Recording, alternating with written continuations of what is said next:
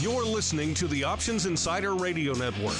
For more quality options programs, visit www.theoptionsinsider.com or search for Options Insider Radio Network in your podcast provider of choice. Listeners can also access all of our programming through our mobile app, available in iTunes and on Google Play. Don't forget to follow along with your favorite programs and submit your own questions for the hosts at twitter.com/options.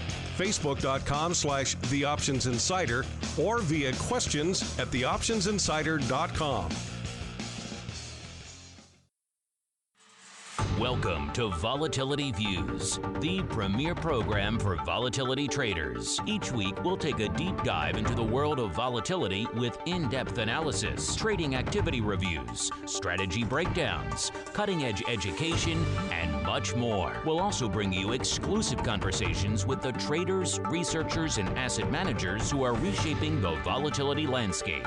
If it involves volatility, then you'll find it on Volatility Views. Volatility Views is brought to you by CBOE Live Vol. CBOE Live Vol is the leader in equity and index options trading technology, providing professional and retail traders with the most sophisticated options risk analysis, compliance, and trading tools. CBOE Live Vol offers a broad spectrum of advanced trading technology, including the Live Vol X, next generation execution platform, and Live Vol Pro, the new standard in options trading front ends. Visit livevol.com for a 15-day free trial today. And by Russell Investments, the home of Russell Indexes, which calculates approximately 700,000 benchmarks daily, covering 98% of the investable market globally, including more than 80 countries and more than 10,000 securities. Approximately $4.1 trillion in assets are benchmarked to Russell Indexes. For more information on Russell Indexes and RVX, please visit russell.com/indexes.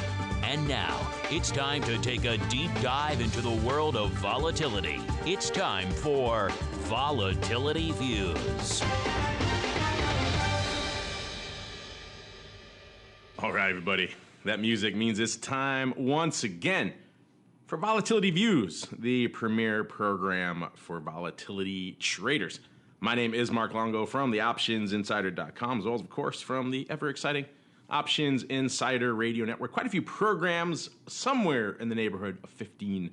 You can count them all for yourself over there on the mothership, theoptionsinsider.com, or by going through iTunes. It would take you a little bit longer to do that, or Google Play, or Stitcher, or Pocket Cast. You got to find them all in there. Easiest way to find them all, of course, just grab our network feed available in all those platforms, and you get them all delivered smack dab to your portable device or your desktop or wherever you like to listen, and it makes things nice and easy. Of course, you can always join us live every Friday, noon Central, 1 p.m. Eastern, via Mixlr, MIXLR. I do say every Friday once in a while. Like last week, of course, the markets were closed, so we're on a bit of a hiatus. So we're back. We're back after a 1 week hiatus, and we're all ripping and rearing to talk some volatility. That's what happens when you can't do it for a week. You miss it. You want to get back into the volatility mix. So we're happy to do just that. And however you listen, of course, even via the app, which is available on all the major platforms out there as well. So if it's live, it's on the podcast, if it's via the app, or however you like to get it, make sure you hit us up with those questions, those comments. We do love to hear from you guys. We have a nice backlog of questions, which is a nice problem to have. So it may take a little while for us to cycle to them sometimes. But we get to them. We try to get to them all. We read them all. We try to respond to them all, even if we don't get to all of them on the old program here. And joining me on said program, we got a full crew, a full team assembled today. Starting off, let's go and see where he is. Is he in the corner office? Is he perhaps in Krakow?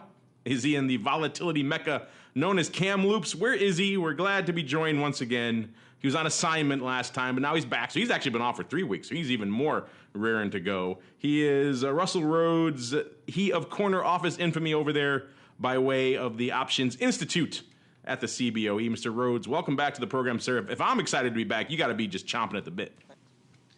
I feel like I've never done this before. It all feels so brand new to me because it's been so long. So you have a microphone in front of you, and then you have, of course, we talk volatility on this program, which is usually encapsulated by products such as VIX, options, and futures, and some ETPs like VXX. So you think you can handle that? Oh, absolutely. I think I can.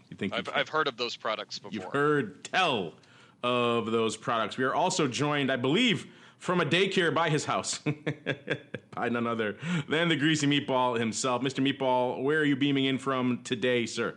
My lovely kitchen. Although I may have to move to my lovely office if the baby keeps screaming. Yeah, I think your baby's trying to do a impersonation of that guy from Korea who had the kids bursting on him while he was doing the show. I think he doesn't like current VIX levels, and so he's complaining about it. He's upset with all things VIX. So while he gets settled down, a nice nappy poo for him. Hopefully not for the meatball. He needs to talk for another hour or so. Let's keep on rolling right on into the volatility review.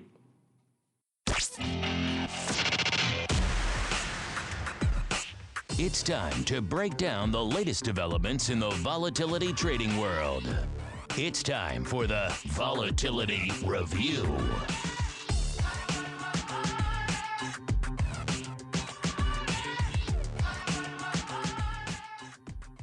All right, everybody, welcome to the Volatility Review. This is, of course, a portion of the program where we break down the week that was and indeed still is, from volatility trading and trending and analysis and research and all sorts of other fun perspectives here. And as we are recording this and indeed streaming it live right around noon central here on Friday, the 21st of April already. The year just flying by.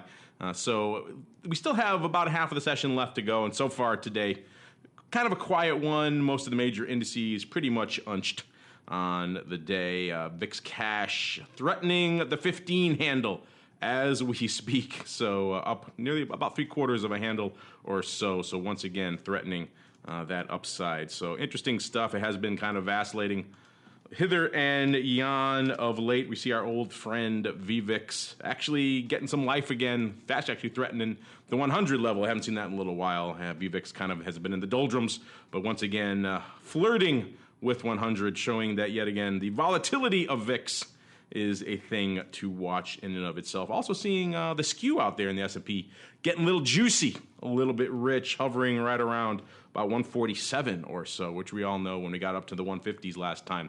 It was cause for a lot of panic hither and yon. Why is skew so heavy? Why is skew so hefty? And it prompted a lot of pontification on shows like this and many others about what was driving that. Of course, it was the call skew more than the put skew, but still, skew starting to flirt with those levels again. So a lot for us to sink our teeth into out there. Since he's been off for, it seems like 3 years, not just 3 weeks. Let's start with him, Mr. Corner Office, a.k.a. someday soon Dr. VIX.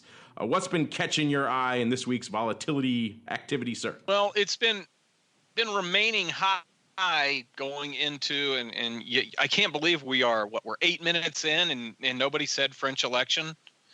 I was trying to keep that as far back as possible. Do what? You broke the streak. I was trying to see if we can go at least 15 minutes without mentioning it. It wasn't going to happen when you get me on here. I think there was an expectation that we would get one of those anticipatory moves out of VIX this week, and it's been very accurate.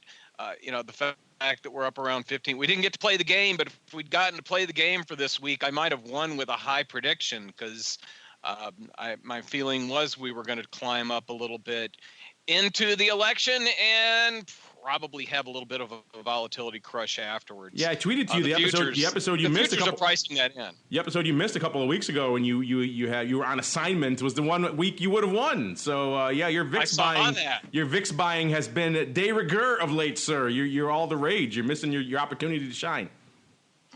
You don't realize this, but I've won 3 times this year. It's crazy. Is that right? That's like 3 times more than all of last year. So used to me losing. But I've actually won 3. It's just, I've been winning with the high guess of 12. Yeah.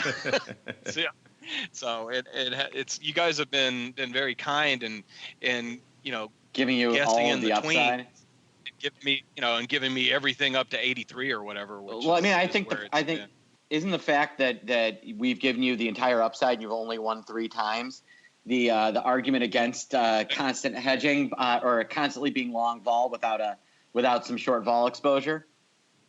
I think that being constantly long vol without any short vol exposure has been. I think we've just gone through the worst quarter of ever doing something like that. And I'm saying that and a non-quantitative way. I haven't checked the numbers, but some guy lost $89 million doing that. You know? Yeah. I'm kidding. We'll talk about him, I'm sure. Okay. Mr. Rhodes, finish up your summation there, and then we'll get to the meatball. I was kind of there. It's just, and I'll get to the weeklies in a minute as well. We saw some interesting weeklies activity this week because we do have a known unknown coming up this weekend with respect to the French election. And whenever you see the polls, there are a lot of undecided people out there. So who I guess they will have a little wine and cheese for breakfast and then go vote. And depending on which way the wind is blowing, they'll make a decision, and then we'll see how the markets react on Monday morning. Wine and cheese for breakfast. Look at you, just cliche throwing all over our French audience, which we know is actually pretty sizable. Big French audience for the SPX and VIX products out there. So you just threw shade upon all of them. On behalf of Mr. Rhodes, I do indeed apologize. They eat more than wine and cheese for breakfast. Maybe you throw in some escargot there, a nice baguette or two as well. You forgot that. So there's other cliches you forgot to lump in there. All right, before we offend more of them, Mr. Greasy Meatball, what was catching your eye? A lot to obviously sink our teeth into this week. Obviously, we have the continuously rallying VIX Cash. We have the futures getting juicy out there. We have the Skew Index getting somewhat rich out there as well. So a lot to sink your teeth into. What was catching your eye this week? Yeah, these French elections are interesting. I mean, the way I read them, and maybe I'm wrong, is Le Pen could win this round by 10 points and then lose the next round by 30 because of the way that the French vote. But it's interesting. It's definitely driving up volatility. We're finally seeing a bid in those April 26 contract that we've been talking about. My little flies that I have on are starting to work. Really, the interesting thing has been, just an absolutely choppy S&P that really hasn't gone anywhere. It really hasn't fallen at all. Meanwhile, the VIX has just gone up. Now, we thought it might be a little geopolitical, but it turns out it's almost entirely Frencho-political and not geopolitical. So it's one specific geography, not many geopolitical geography areas.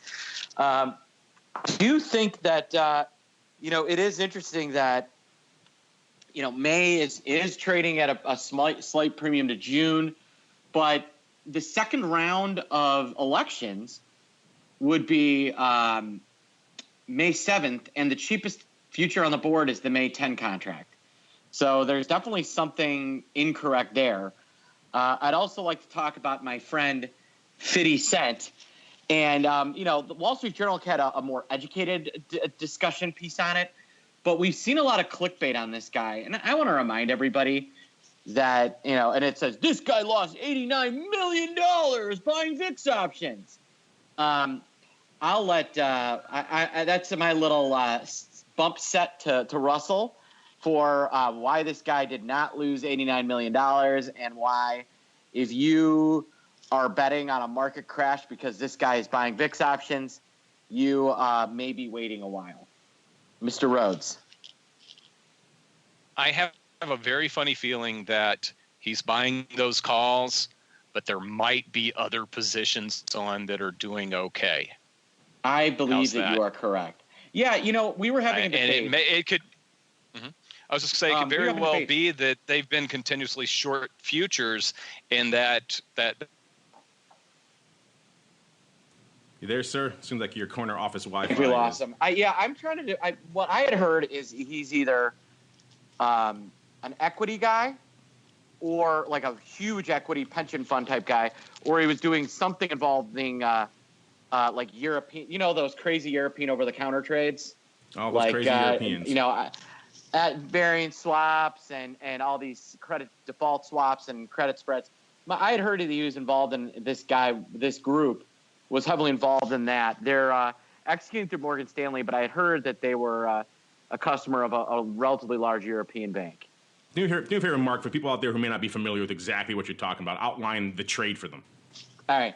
So there is a customer that is executes through Morgan Stanley, and he buys, usually in blocks of 50,000 contracts, options that are worth somewhere between 45 and 55 cents, typically 47 to 52 cents a contract. And he builds up a pretty big position. At any given time is usually long, close to 500,000 to 1 million VIX calls. He's typically paying, with the VIX where we are, he's typically buying somewhere between the 18 and 23 calls. And he buys them kind of scattered out, between 60 and 20 days to expiration. And so there's been some clickbait writers at Business Insider that were basically writing that this guy's lost $89 million buying these calls, while ignoring the fact that, nobody buys this much VIX premium on a whim and because they think VIX is going higher. All right. As we've discussed at the top of the show, making a big bet, being constantly long volatility is a losing proposition. This guy is, and is Russell back? Can you hear me now? I think we're getting him. He fell off his chair, and he almost died in the horrible environment of the CBOE corner office. Very risky over there. Mr. Russell, are you alive, sir? I'm alive. I'm in one piece. Everything's good. It sounded like an earthquake over there. Did it? My goodness. I was just giving some background on what this guy is doing. I had heard he was potentially involved in like CDSs or high yield debt or some different things like that. But you had said he might just be a big short VIX futures guy. I don't know what you've heard through the grapevine about this particular sir or madam, but I don't know what's your insight on this trader. Sir or madam. I don't really, beyond knowing that this is not the only thing they've got going on, I really do not know what is on the other side of it. I can guess, and one way or another, we're probably, it's got to be offsetting some sort of short volatility exposure they have, but it's definitely not a speculative trade. It's definitely some sort of a hedge. Yeah, I'm trying to think of, and obviously we don't know for sure, but we can look at a lot of these trades and kind of try to parse the tea leaves a bit. I'm trying to think of the last time we saw anything along these lines that was this much size upside in VIX that was purely speculative. It's you probably can count them on one or two hands in total, the number of times someone's going to put on have that much of an axe to grind on the upside in VIX and not have, like you said, a deeply short VIX futures position or something else where this is really just a upside protection, a kicker, something to keep that from exploding in their face. Speaking of exploding in their faces, or perhaps maybe the lack thereof, we had a lot of people hitting us up about this question. We've, of course, been off for a couple of weeks, so we usually have a backlog of questions, but it's gotten even bigger now, having been off the last couple of weeks. I thought I'd bump this one up even from the mail block, and we'll discuss it here at the top of the show.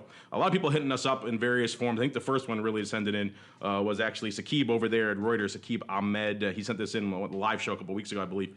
He said, sorry, this was discussed earlier, but wanted to check what you guys thought about this story. And he sent a link to a journal article there about the volatility feedback loop and why traders are selling insurance to protect against what they term this volatility feedback loop. A lot of other people hitting us up too. Of course, Zero Hedge ran with it. Other people have run with this concept. So it's been getting a lot of play, almost as much as our friend there in the VIX options. So we'll get into this as well. It's an interesting story. It's kind of related to what we've been talking about a lot here with realized vol being so low that, at least for the first quarter of the year here, that it made sense, even though vol was low, to keep selling volatility. A lot of funds waking up to that fact as well, sometimes painfully. The journal terms this feedback loop scenario they call, which selling of volatility leads to even more selling of volatility, resulting in a market in which the VIX appears to be oddly disconnected from the prevailing nervous sentiment. That is something else we've been talking about a lot on this program, how we saw what was going on in the futures, what was going on in the cash, what was going on in the general market valuation levels. It seems like things were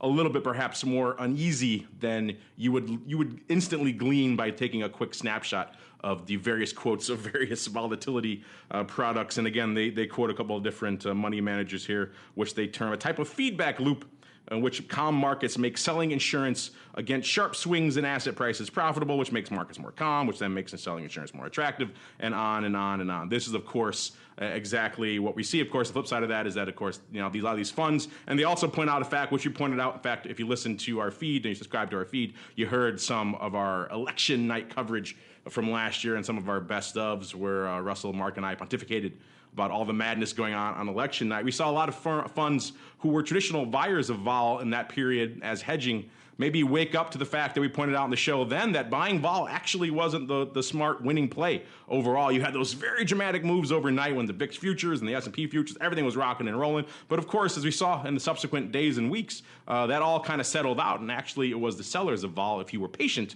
and didn't panic in that overnight session, who ended up making money. A lot of funds who perhaps were betting on speccing or using it to hedge vol to kind of come in and kick in and save them in those environments, it didn't really work out that way. So if they were long vol players, that event culminated with a lot of them saying, you know what, maybe it is time to go to the dark side. So interesting stuff, a lot of charts. And so I encourage listeners to check out the link. I think we'll have it in our show notes as well. But this is kind of an interesting concept. It's kind of analogous, of course, to what we talk about with gamma and gamma scalping as well. Because, of course, if all the customers are switching to sell vol, the big banks are now the ones taking their sides of this. They're all getting long vol. And then, of course, it talks about how what they're doing to have their hedges in place to effectively have to scalp vol above and below where the market is now, just like you would scalp gamma. Again, keeping the market kind of range bound from a volatility perspective. It's all very interesting. Again, kind of analogous to what we talked about before. Russell, you haven't been on in a while. I'll give you a chance maybe to weigh in on this first. What are your thoughts on this? I'm sure people have been hitting you guys up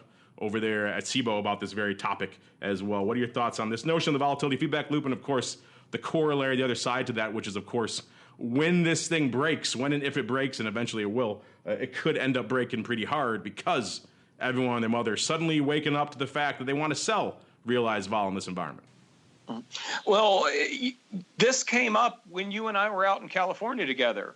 We had a speaker who runs an endowment fund, I believe, who said he felt more comfortable buying stocks and getting more aggressive on the long side because he felt protected to the downside, and that was a kind of feedback loop that I had not thought of before until then. And it seems like since I heard that at RMC, the story has been showing up in other places, and it's one of those things that there are trading approaches that work until they don't. And as long as this one, as long as that people have been doing okay, owning stocks and comfortable with having the protection they're on, they're going to keep doing that. And it's going to keep pushing the stock market higher and probably keep, keep what influences VIX, which is low market volatility, low, even though people are buying options. So it's kind of a funny paradigm that I can't ever really remember us discussing before. Yeah, it is weird. If you were a fund manager coming into the beginning, the Q1 of this year, a new regime, Trump. I mean, we joked about it on the show. I forgot who said it exactly, but they said, Trump ain't a single VIX president. That was the joke, and it turns out that's exactly what it was. He actually touched single digits within about a month of coming into office. So, if anyone would have bet on which way to bet from a vol perspective coming into a new Trump administration, everyone and their mother would have been betting on the upside in VIX, and a lot of them were. So, if there were any lingering vol buyers out there, I think this Q1 really squeezed a lot of them out of the marketplace. And it's an old, debate we raised a long time ago. I think it was back at you and Sinclair brought it up years ago on this program, where, it's kind of counterintuitive sometimes. But sometimes when vol and VIX is super high and rocking and rolling, that's when you actually want to buy it because that's when it's prone to continue outperforming in either direction. And the flip side, when VIX is really low, that's when sometimes you want to sell it because it can stay in that for a long period of time. And when we brought that up, it was so contentious and people were tweeting about it and saying that's madness. And whenever you bring this up, it gets people really fired up, it seems like. But as we've seen demonstrated very, very visibly here in Q1, VIX can be cheap and you could sell vol and you could still do all right, particularly when the realized vol is an anemic 5.5% or 6% or whatever it was for the lion's share there of Q1. Mark, your thoughts on this as well and the general notion of this volatility feedback loop that's keeping us locked in this perpetual low VIX cycle here, except for this week, obviously. This will be the portion of the show, Mr. Greasy Meatball, where you chime in. Are you there? You think he was using his mute button? I think he was using it. If it's not you, it's Andrew. One of the two of you always perpetually forgetting to hit the mute button. All right, now you're back. Go for it, sir. I mean, I get it, but I don't know that I buy it. I just think that, we've gone through a cycle, a year and a half of really low volatility. And, yeah, we've had some of these bounces, but, it was less than 2 years ago that we saw a massive piece of VIX backwardation and high VIX for 5 months. We've now, the timing of this was perfect because we've seen VIX rally without the market for the last 2.5 weeks. So I understand why someone would write that and why someone had that thought, but I personally just don't. I don't fully buy into it. You're not buying what they're selling. I think there's some interesting thing. I think the notion that so many funds could perhaps turn to the dark side that quickly is probably where some of this may fall apart. But still, I think the thought process is behind it is certainly sound, certainly compared to what we've been saying on the show as well. And it doesn't take a lot of, it doesn't have to be a genius to go out there in the marketplace in Q1 and realize that, or even a lot of the end of Q of 2016, where we look how often was Russell the winner when he was buying vol every week in the crystal ball for 2016. I think you can count it on one hand. So if that didn't point out to someone, even a complete neophyte from a vol perspective, that perhaps sometimes having a short vol exposure could be a beneficial thing, then I think Q1 could drill it home. But I can see why you're a little skeptical there, Mr. Meatball. It does take a while. These are big ships, a lot of these funds. Getting them to turn to the dark side of volatility overnight perhaps can't happen that quickly. But I think there is a little bit of grist to this mill here, which is kind of interesting. We'll have to keep going with the show, obviously. I think we could debate this for some time. I think we'll get back to this again. This is a topic a lot of people want to know about, like a lot of people were writing in about. So I think we'll return. Maybe even this show, some people will chime in with some ideas and thoughts. We always love what our listeners have to say. But now it's time to hear what Mr. Rhodes has to say, because it's time. Yeah, it's been a while. We haven't heard this drop in a while. It's time for Russell's Weekly Rundown. Now, Russell's Weekly Rundown. All right, Mr. Rhodes, I know you haven't been on in a while. This is the portion of the show where you regale us with about 30 minutes of weekly VIX options activity. Go, sir. There's actually been some activity. In each day we had, except for Monday, we had a trade that was kind of interesting in the VIX in the weeklies. I actually think this was an exit. Somebody bought the May 3rd on Tuesday. Somebody bought the May 13 puts, sold the 15 calls, and bought the 20 calls. And they did that they took in 17 cents when they did it. And I think that actually might have been an exit, because that was an opposite of those trades that we usually see. Maybe they're happy with where it's at right now, or they bought it thinking that we would get some creeping volatility into the election and a drop off afterwards. Somebody also, and this one's really kind of interesting to me. Mark Sebastian mentioned that the election process will be done in France on May 7th. Somebody bought the May 10th 17 calls for 80 cents and sold the 18 calls for 75 cents. They paid a nickel for a $1 wide call spread. So 5 cents gets you 95 cents if we get a huge volatility spike after that election. Did you happen to see somebody buy the May 10th 17, 21, 25 call fly by chance? I didn't. It didn't see it. It didn't. It wasn't in the size that hits my radar. Oh, all right. Well, I only did 250. I was only scanning for things at 1,000 or above. Oh, okay. Well, I only did 250. Yeah. Well, but you're huge in our hearts. Thank you. You're welcome. Let me see. So Wednesday was actually the biggest weeklies trade that I can recall.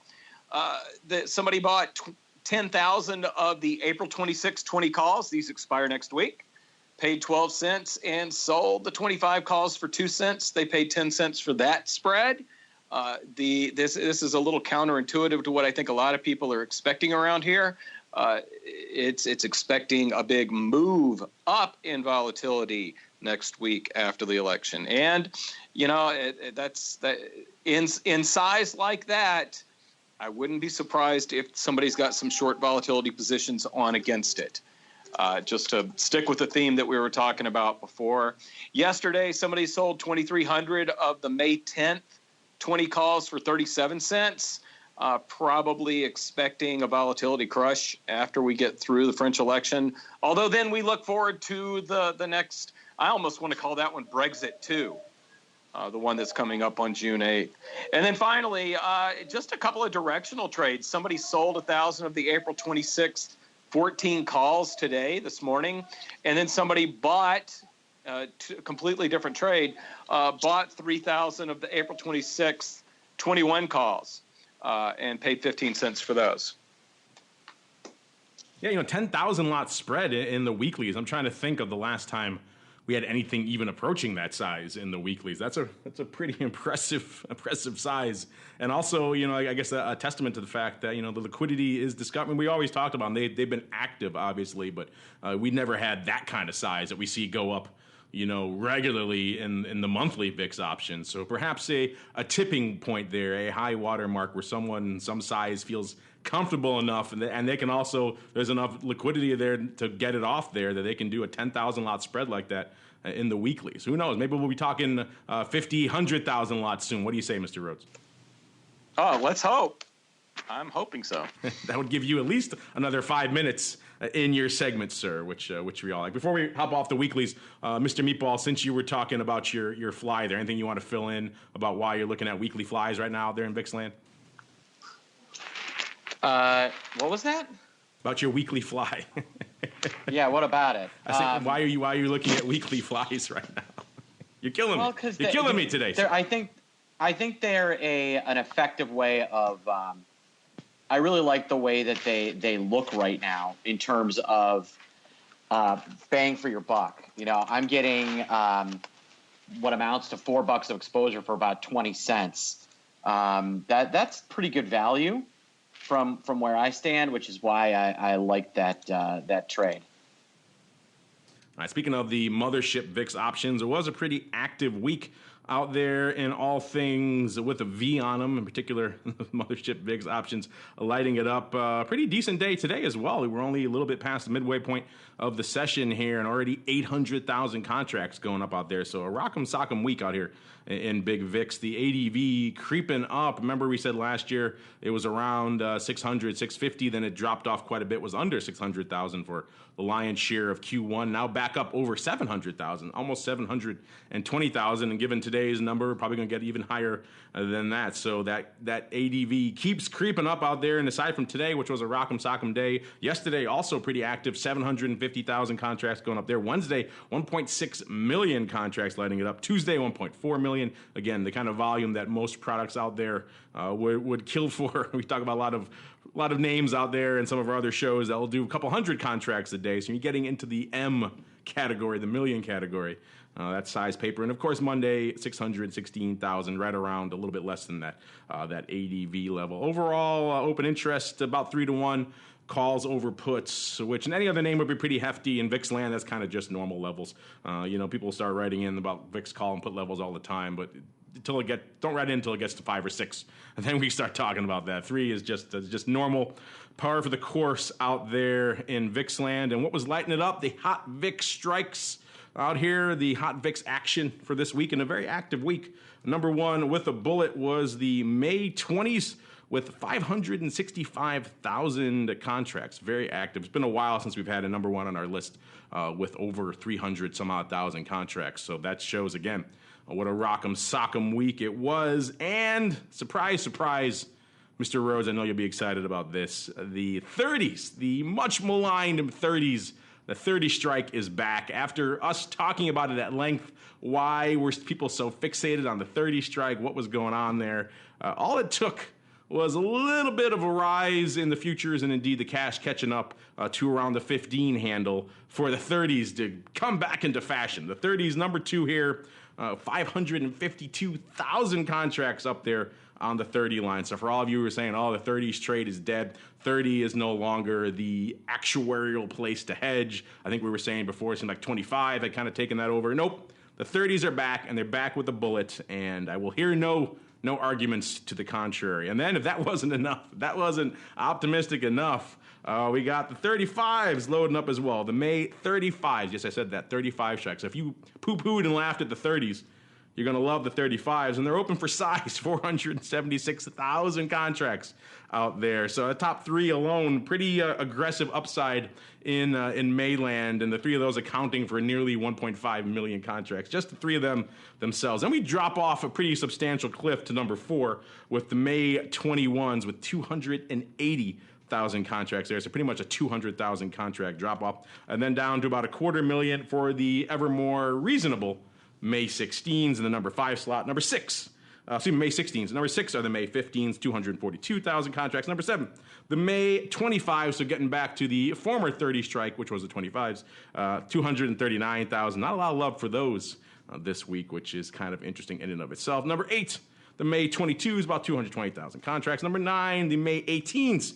If you know to detect a theme here, all May calls all the time, 203,000, with the exception of number 10, bringing up the bottom, bringing up the end here of our top 10 VIX put stream here, or VIX option stream, I should say, are the VIX May 13 puts with nearly just a tick under 200,000 contracts there, about 198,000. Total of about 7.25 million out there, about 5.5 on the calls, and about 1.75 or so on the puts. Before we roll off, we were just talking about our friend loading up on a lot of upside out there, maybe playing in some of those upside May strikes. Anything else in the big VIX mothership options catching your eye before we roll on to some other names out here? Mr. Rhodes or Mr. Meatball? I will take No, just more of the same. We're the one thing I would say is there's been a lot fewer put buyers this week, and actually, I'm noticing that the famous 1x2 contract is a little less popular as of late, probably because VVIX has been gotten kind of high. At one point on, I want to say Monday, VVIX got to settled 115. It went basically astronomically higher. So option volatility ain't cheap. I think that would be one major thing I would point out, is that option vol is not a steal right now.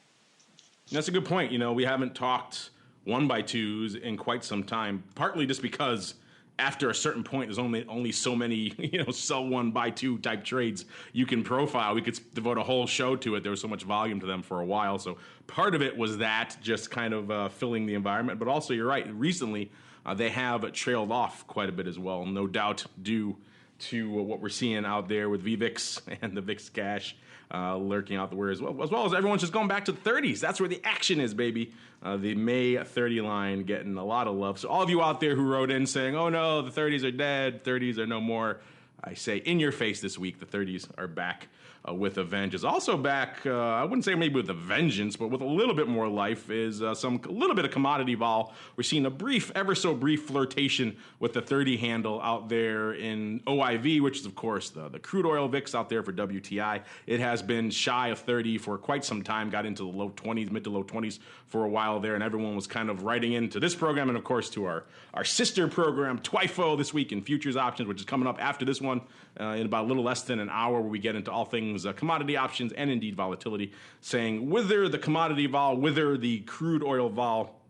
Well, you got a little bit of brief flirtation with that. Of course, a lot of that attributable to some of the downside out there in WTI, where we see, you got to break that 50 handle and kind of keep it going aggressively to really see some of that vol come back. So we'll see if this is just a near-term blip on the radar, or if there actually is some actual activity to it. So we're also seeing gold vol ticking up a little bit as well, right around 1530 or so, up about 0.8 of a handle out there today, as our old friend the Gold VIX, aka the VIX of GLD, which is, of course, a product that a lot of you guys out there like to look as well. And, of course, we'd be remiss if we didn't also bring up the 10-year Treasury note VIX out there, 6.5, right? Actually, about 640 or so out there. Again, also ticking up as well, about a little over half a handle out there. So vol creeping up in some of the commodities today. Mr. Corner Office, we'll start with you. What's catching your eye across this? You guys have so many commodity VIXs. What's catching your eye out there, sir? Well, I'm going to backtrack for 1 second because, I always like to do quantitative work while Mark Sebastian is talking. And I took a look at, since we were talking about the lack, or Mark mentioned the lack of put buyers in VIX, I ran some quick numbers, and up until last Friday, the average put to call ratio, which is always a low number in VIX, was 0.42. This week it's 0.23, which basically means on a relative basis, about half as many puts relative to calls have been trading this week relative to what we've seen for most of this year. And again, if we're drinking every time we say French election, we're all not going to make it to the end of the show in the next 19 minutes. But that's funny. I do think that's a indication of that. In the commodity vol space, when gold breaks or oil breaks, we get an increase in implied volatility for either one. Both of them are creeping higher relative to recent levels. Even though OVX spent forever above 30 for the last 3 years, it hasn't been above 30 much recently, and it's creeping up to that important level. What I have noticed, and we don't have a whole ton of history on this, but what I have noticed, it always seems to be either oil is high and gold vol is low, or vice versa. And maybe we're going through a shift. And we probably need to see another breakout to the upside on gold volatility to maybe see that shift complete. But it seems to be working its way in that direction. Looking at the skew on those two things, GLD skew is it looks like what's the most difficult trail that you can ski when you go skiing? Is it the black one? A double black diamond, something like that? I'll tell you what, April 28th, gold GLD option skew to the call side looks like the double black, the one that my buddy Peter Lusk is the only person I know that's willing to ski. It looks out of control in that direction. So with commodity volatility, you've always got to take a look at skew, and skew is to the upside on gold, and it's actually to the downside on oil. So yeah, it's kind of interesting how it shapes up that way. Of course, you have to kind of discount for the gold bugs they're kind of like they're like the remnant Apple zealots from a few years ago when Apple was flirting with 700 and everyone and their mother had to buy calls and the calls were always up there. There still always remains that contingent of shall we say aggressive gold buyers. I don't think we've ever gotten more, shall we say, outraged email than when I had the temerity, I think a few years ago, to disparage the gold valuation levels at that time, and people just dive it in en masse. How dare we question the valuation of gold? So there's still a strong cadre out there who keep that call wing alive out there in GLD and big commodities. Anything commodity vol, Mark, before we roll on into some of what our listeners have on their minds? Nothing overly commodity-y for me for right now. I did notice that, like you said, oil's oil's gotten a little breath of life over the last couple of weeks. Keep an eye on bond vol. That's one that should start to move. I mean, bonds are super, super bid right now. I would not be surprised if we saw some mean reversion trade there at somewhere. Yeah, TY VIX ticking up, and yeah, vol across the board looking interesting. Again, if you like all things commodity vol, we do a quick hit on it here. Tune into TWIFO This Week in Futures Options, which if you're live, coming up at 1:30 p.m. Central, or if you're on the podcast like a lot of you guys, just search for This Week in Futures Options, and you can get all that goodness. Meanwhile, we got to keep on rolling, though. Time for a few more of your questions. It's time for the Volatility voicemail. It's time to share your thoughts and opinions with your fellow volatility traders. It's time to check the Volatility voicemail. Make your voice heard by dialing 779-669-4VOL, posting a comment on the optionsinsider.com, sending an email to questions@theoptionsinsider.com, or posting your questions to twitter.com/options or facebook.com/theoptionsinsider. All right, everybody. Time for your questions. We didn't get a chance to really hit on earnings vol too much this episode because the season kind of just kicking off. There were a few big names coming out this week, so let's do a quick hit. Our question of the week was actually pertinent to that. We asked you guys, hey, earnings are back with a few juicy straddles out there this week. What's your pick for the most overpriced earnings straddle? We gave you the choices of Netflix, which was pricing about an 8%. We said a Bank of America, which was pricing in about a 3%. eBay, which is coming in at about 7%. And E-Trade, which is coming in at about a 4%. It's our question of the week, but the numbers are in. We do know the result, and we know the result of our poll, at least as well. Mr. Rhodes, I'll start with you. What is your pick, and what do you think won our poll? I expected Netflix. I really did. And I actually did a video where somebody had sold a straddle on Netflix, and I poo-pooed the trade, and it was a great trade.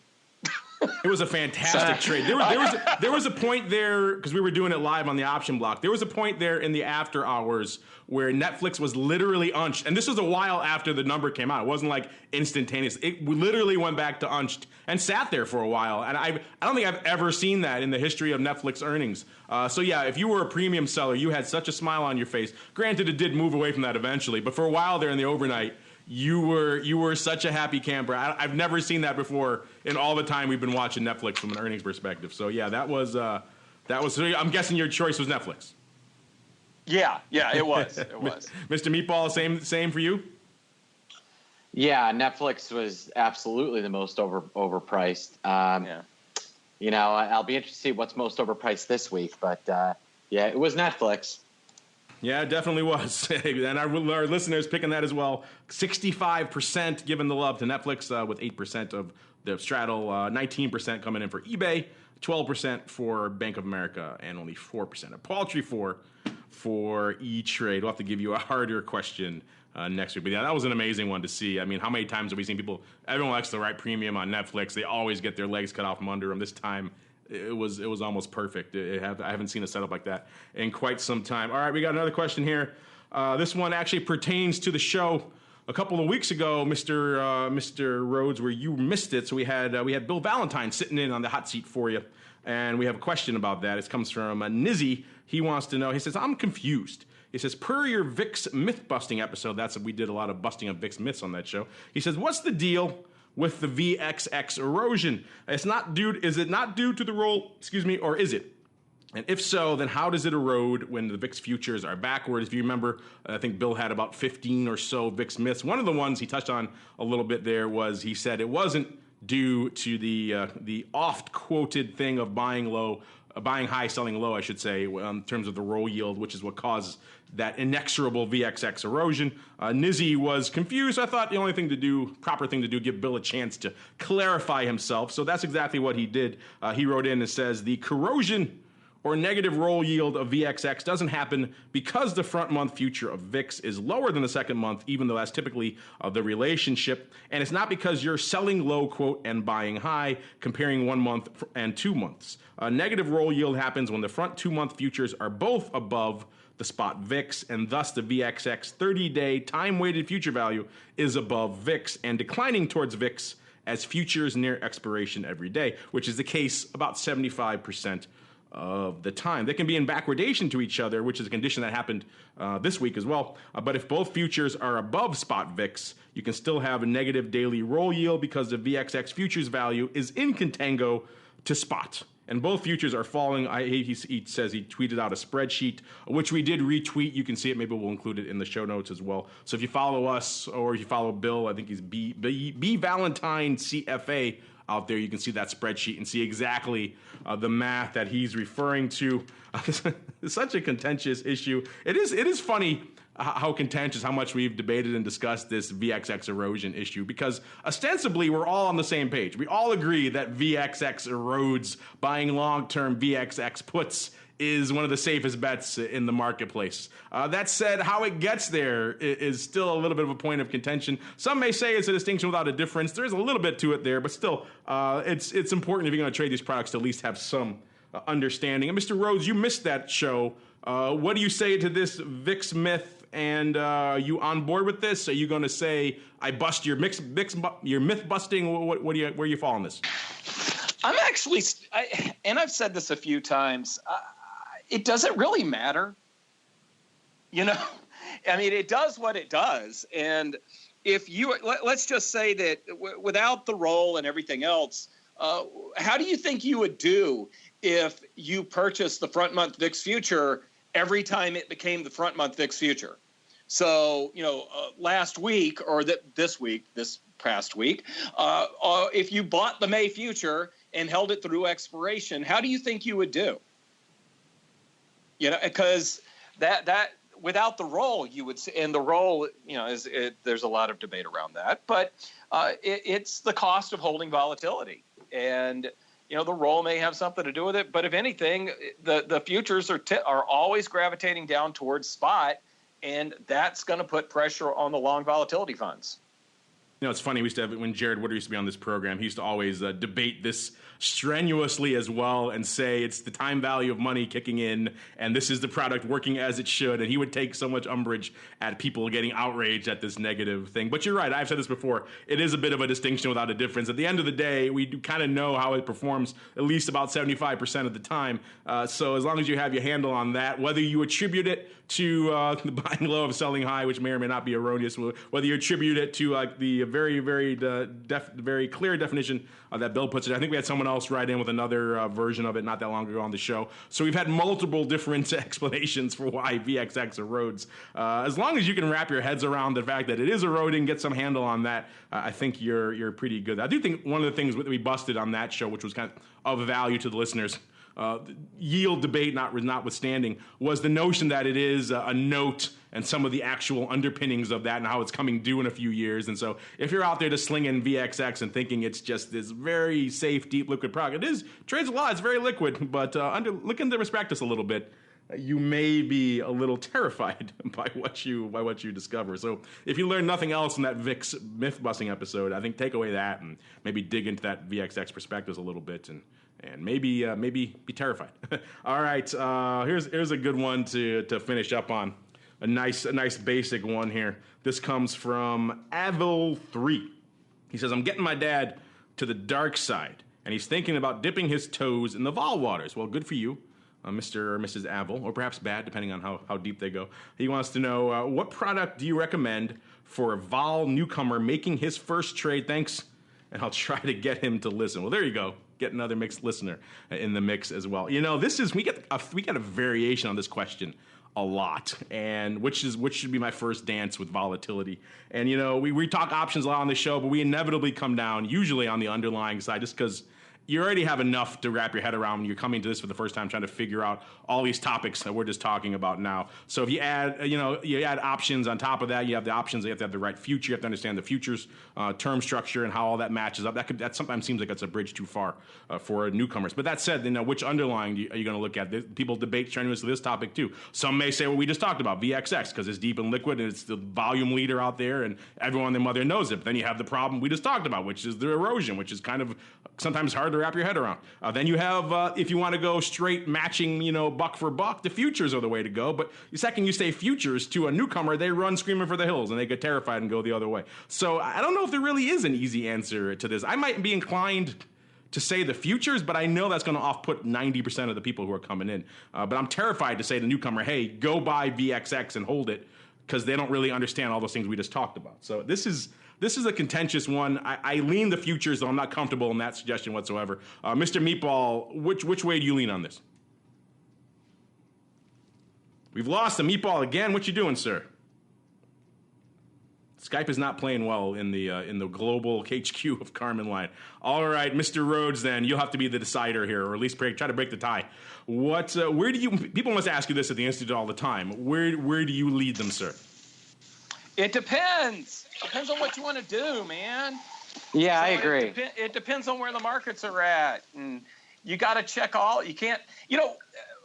when we do very beginner option classes and we try to train people on how to figure out what option trade to do, we say that you figure out your outlook and then you take a look at least a couple of option strategies.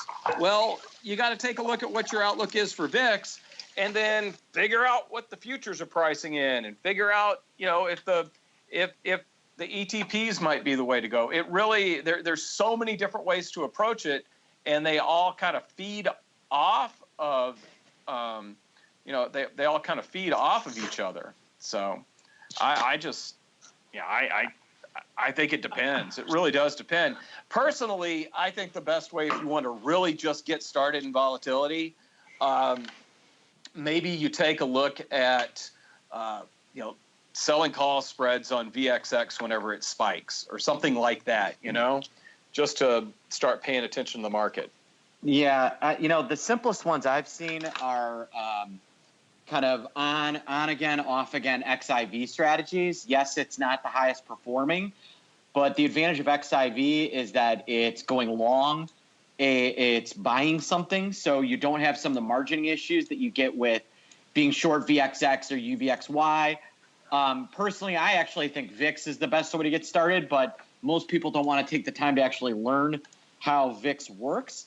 So the simplest way, I think, is to get started is to come up with a system that says, well, I'm going to be short vol and here, and I'm going to be not short vol when X, Y, and Z happen, and that approach. That's probably the simplest way to get started. You say VIX, you mean the futures, the options? Which way you send to people? But either. They're both the best way to get to trade actual volatility. And the simplest to really understand, if you think about it, you don't have to go through all this complicated rolling piece. However, a lot of people, when you explain kind of the concept of the roll, it excites them. So to your average retail trader, the simplest trade to actually just start doing in terms of margining, account setup, things like that is usually a red light, green light XIV strategy.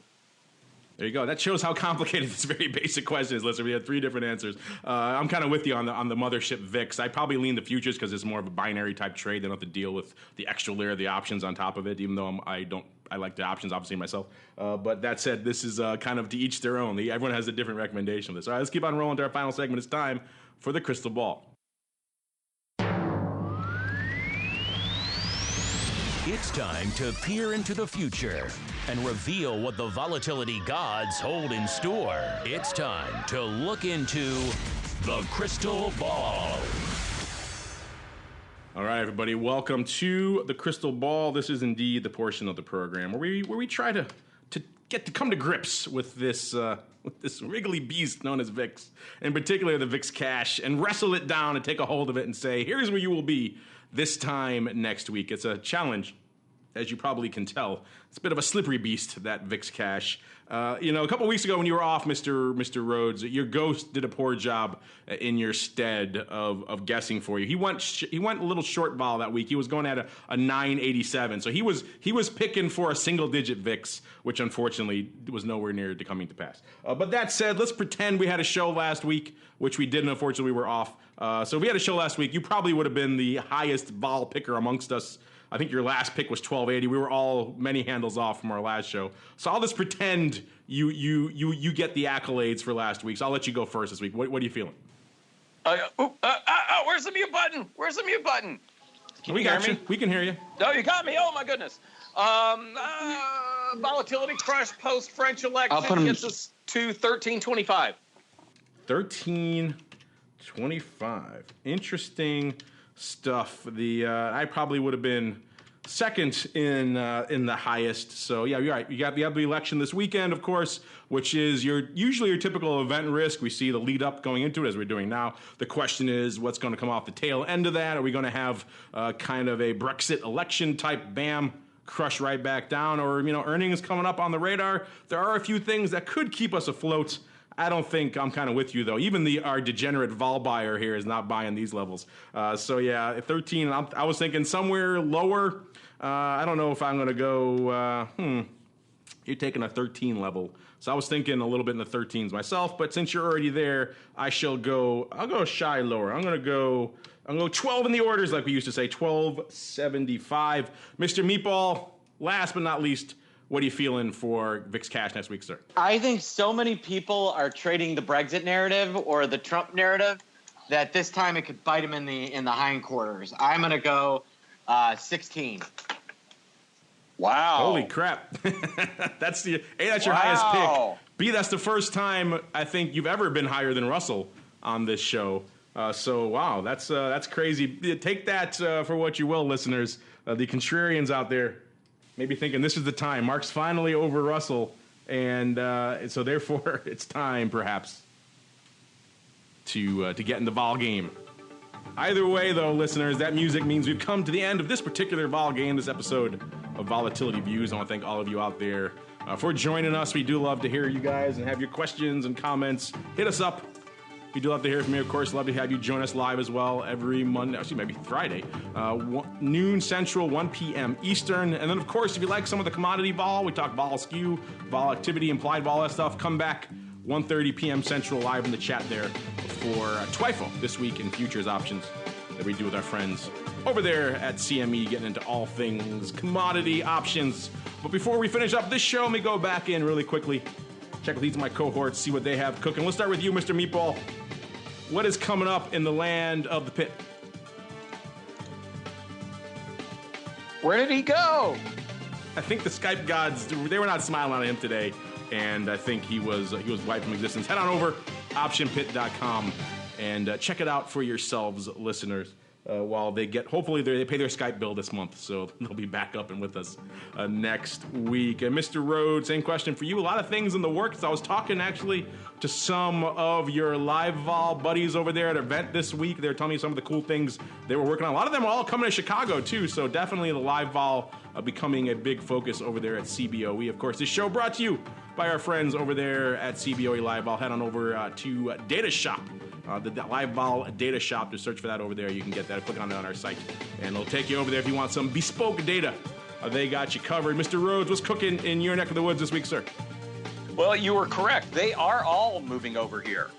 They've given them a section on the floor. So slowly but surely, we're going to have all the Live Vol folks in-house.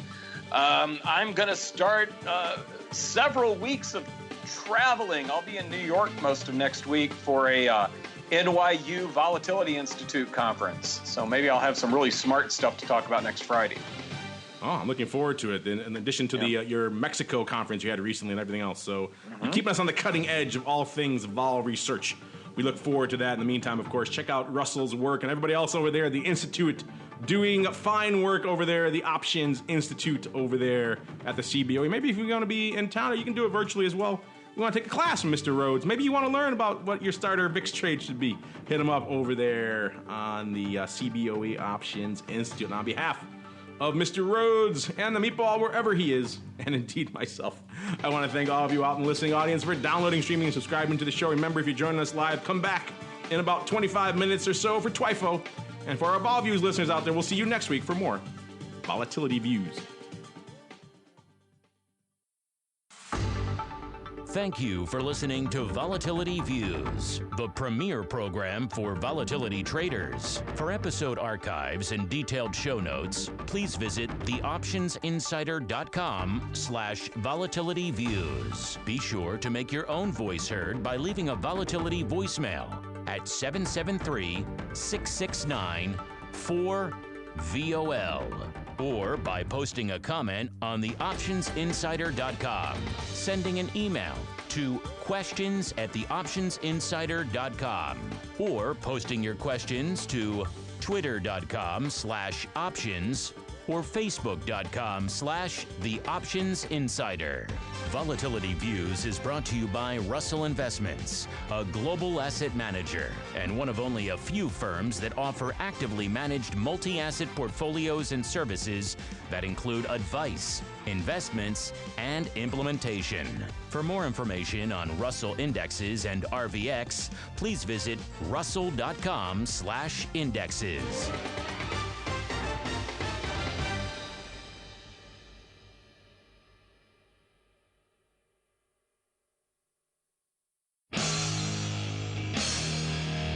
preceding program was a production of the Options Insider Radio Network.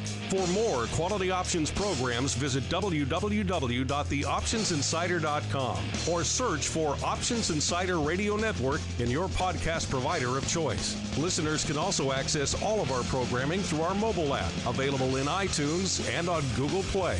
Don't forget to follow along with your favorite programs and submit your own questions for the hosts at twitter.com/options, facebook.com/theoptionsinsider, or via questions at theoptionsinsider.com.